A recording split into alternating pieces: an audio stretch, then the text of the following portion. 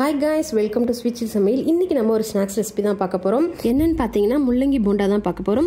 எல்லாருக்கும் இந்த முள்ளங்கி பிடிக்கும் அப்படினு சொல்ல முடியாது. ஒரு சில பேருக்கு இது சுத்தமா பிடிக்காதுன்றவங்க கண்டிப்பா இந்த மாதிரி போண்டா மாதிரி ட்ரை பண்ணி பாருங்க. டேஸ்ட் சூப்பரா இருந்துச்சு. அது மட்டும் இல்லாம முள்ளங்கில நிறைய ஹெல்த் பெனிஃபிட் இருக்கு. கண்டிப்பா ட்ரை பண்ணி பாருங்க. டேஸ்ட் சூப்பரா இருக்கும். இது எப்படி பண்றதுன்னு பார்க்கலாம். இது பண்றதுக்கு பாத்தீங்கன்னா முள்ளங்கி இந்த மாதிரி வந்து பீல் பண்ணிட்டு அது நல்லா வந்து துருவி எடுத்துக்கலாம். முள்ளங்கி வந்து ரொம்ப டேஸ்ட் எனக்கு ரொம்ப பிடிக்கும் அப்படின்றவங்க 2 ல இருந்து 3 முள்ளங்கி கூட சேர்த்துக்கலாம். இல்ல ஓரளவுக்கு தான் பிடிக்கும் அப்படின்னா அந்த மாதிரி 1 ல இருந்து சின்னதா 2 அந்த மாதிரி யூஸ் பண்ணிக்கலாம். இப்போ துரி வச்சிருக்க இந்த முள்ளங்கில பாத்தீங்கன்னா பொடி பொடியா கட் பண்ணிருக்க வெங்காயம் வந்து 1 சேர்த்துக்கலாம். அதாவது பெரிய சைஸ் வெங்காயம் வந்து 1 வந்து எடுத்திருக்கேன். அதுல வந்து பொடி பொடியா கட் பண்ணி அதையும் சேர்த்தாச்சு. அது கூட வந்து பாத்தீங்கன்னா துருவன இஞ்சி சேர்த்துக்கலாம். அடுத்ததா பூண்டு சேர்த்துக்கலாம். பூண்டு பாத்தீங்கன்னா ஒரு 5 ல இருந்து 6 பூண்டு வந்து நான் தோலோட வந்து இடிச்சு போட்டிருக்கேன். உங்களுக்கு தோல் வந்து விருப்பம் இல்லைன்னா தோலை எடுத்து நீக்கிட்டு நீங்க வந்து இடிச்சு போட்டுக்கலாம். கூடவே வந்து கருவேப்பிலை கொத்தமல்லி இந்த மாதிரி பொடி பொடியா கட் பண்ணி அதையும் நம்ம சேர்த்துக்கலாம்.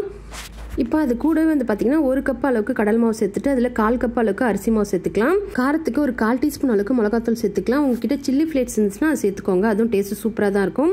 இப்போ கூடவே வந்து பாத்தீங்கன்னா கொஞ்சமா வந்து சீரகம் சேர்த்துக்கலாம். இது முள்ளங்கின்றதுனால கொஞ்சமா வந்து பெருங்காயத்தூள் சேர்த்துட்டு இதுல பாத்தீங்கன்னா 2 டேபிள் ஸ்பூன் அளவுக்கு நம்ம வந்து இட்லி மாவு வந்து சேர்த்துக்கலாம். இட்லி மாவு வந்து நல்ல கிறிஸ்பினஸ் கொடுக்கும். அதனால இட்லி மாவு சேர்த்துட்டு தேவையான அளவுக்கு உப்பு சேர்த்துட்டு இது நல்லா வந்து மிக்ஸ் பண்ணி விட்டுக்கலாம்.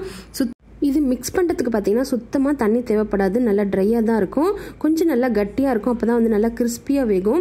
விருப்பம் இருக்கிறவங்க இதில் சோடா உப்பு சேர்த்துக்கிறது இருந்தாலும் சேர்த்துக்கலாம். நான் வந்து சேர்க்கலை.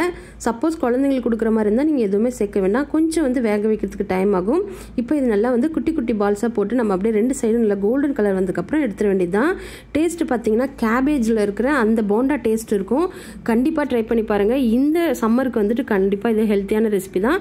இது ஒன்னோட ஒன்று ஒட்டாது. அதனால நம்ம கொஞ்சம் நிறையாவே போட்டுக்கலாம். கொஞ்சம் குட்டி குட்டியான போண்டாவாக போட்டுக்கோங்க. அப்போ தான் உள்ளார வந்து நல்லா வேகும். அப்படின்னா உள்ளார கொஞ்சம் வேகாது.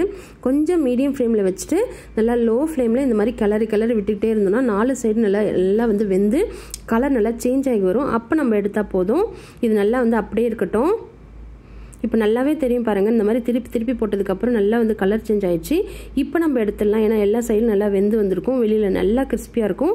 உள்ளே கொஞ்சம் சாஃப்டாக தான் இருக்கும். கண்டிப்பாக ட்ரை பண்ணி பாருங்கள். இப்போ நான் போட்டிருக்க அளவு பார்த்தீங்கன்னா வந்து ஒரு 5 ல இருந்து 6 பேர் வந்து தாராளமாக சாப்பிட்ற மாதிரி இருக்கும். சப்போஸ் உங்களுக்கு வீட்டில் இருக்கிற மெம்பர்ஸ் வந்து அதிகமாக இருக்காங்கன்னா அதிகமான அளவுக்கு நீங்கள் வந்து முள்ளங்கி போட்டு நீங்கள் செஞ்சுக்க வேண்டியது தான். இது வந்துட்டு சப்போஸ் உங்களுக்கு மாவு மீந்துச்சுன்னா ஃப்ரிட்ஜில் ஸ்டோர் பண்ணிவிட்டு மறுநாள் கூட நீங்கள் போண்டா செஞ்சு சாப்பிட்லாம். அவ்வளோ டேஸ்ட்டாக இருக்கும். கண்டிப்பாக ட்ரை பண்ணிவிட்டு எப்படி வந்திருக்கு எனக்கு கமெண்ட் செக்ஷனில் சொல்லுங்கள். இந்த வீடியோ உங்களுக்கு பிடிச்சிருந்தா மறக்காமல் லைக் பண்ணி சப்ஸ்கிரைப் பண்ணி வச்சுக்கோங்க. வேறு ஒரு வித்தியாசமான ரெசிபியில் மீட் பண்ணுறேன். அது வரைக்கும் பாய். தேங்க்யூ.